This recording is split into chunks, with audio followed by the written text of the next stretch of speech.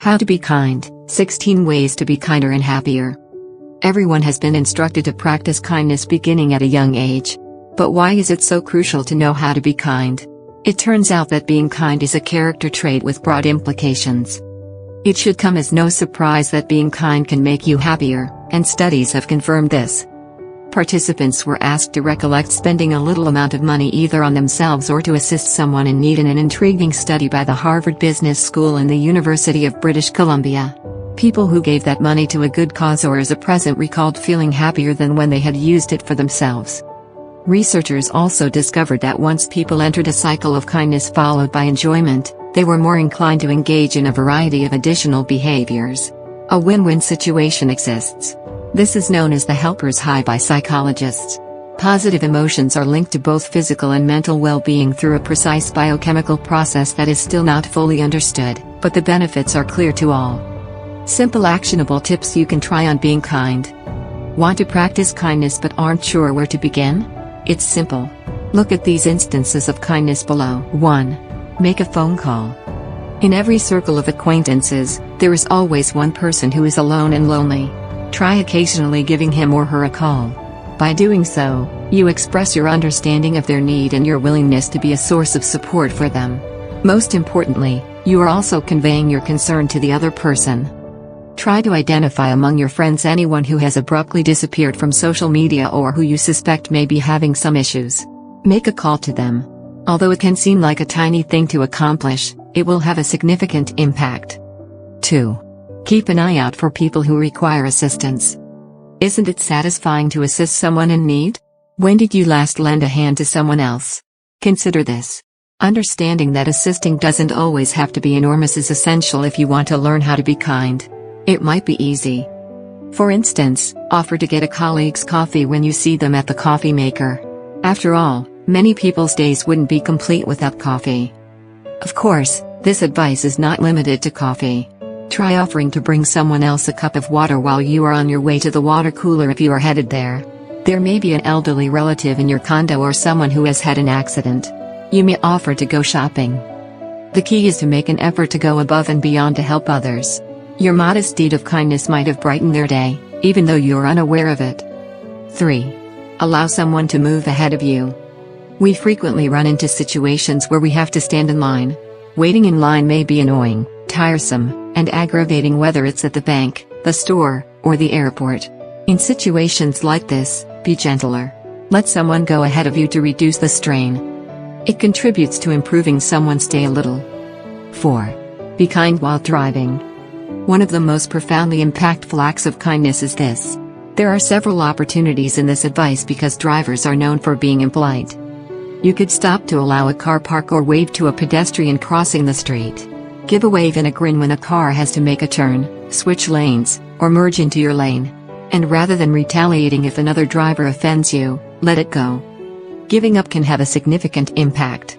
According to this advice, you should always be friendly, not just to individuals you know but even to complete strangers. 5. Offer some compliments. Once you know where to begin, learning how to be kind to other people is simple. Why not give someone a compliment? It's one of the best ways to make someone's day better. A few words of encouragement might help someone feel more self-assured and happier. There are numerous ways to accomplish this. For instance, compliment your partner on how beautiful they look today or a friend or coworker on their new attire. Informing someone of their strengths is another method to praise them. The highest form of flattery is a compliment, which is why it should be freely delivered. 6. Smile more frequently. This one is quite straightforward, yet it works incredibly well. Keep in mind that the most beautiful human expression is a smile. One of the best ways to make someone feel good is to smile. It is a good indication of contentment and ease. Additionally, it conveys your happiness and enjoyment of daily life.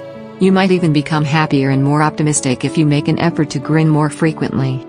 At work, try strolling down a hallway while grinning the entire time. You might be shocked by how many smiles you receive in return. It spreads easily. Someone's mood is improved and their perception of your sincerity is increased when you smile at them. 7. Show your gratitude.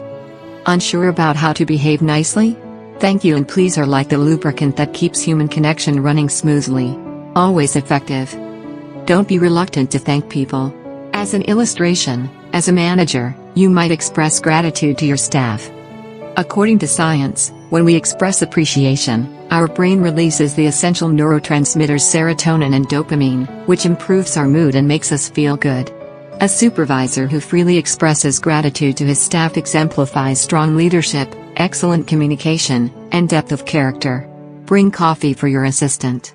It demonstrates genuine appreciation and can significantly improve your working relationship. 8. Approach a shy person. Have you ever noticed how awkward social situations can be for shy people? Try talking to them and performing a small act of kindness. You might be shocked by what you find. A shy person would appreciate your kindness when you extend it to them. Keep in mind that creating new friends is difficult for many people. All they need is some motivation, and if they feel valued, they will repay the favor. 9. Make a sacrifice, even if it's small. Little sacrifices can have a big impact. This might be a reference to your resources, cash, time, labor, or possessions.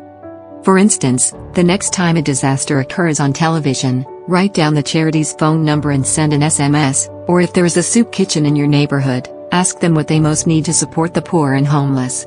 It may involve anything from running errands, doing some shopping, or baking them a cake. You can also assist an elderly neighbor by carrying their trash outside or buy groceries for someone in line behind you at the store. These little deeds of generosity brighten someone else's day. 10. Show kindness to your children. Raise awareness of individuals in need if you are a parent or work with young people in a youth group or school. Encourage your children, students, and/or others to volunteer and make donations. Another child can enjoy some old toys that are still in good shape. Along with toys, you may launch a book donation campaign and distribute the books to people who cannot afford to buy them on their own.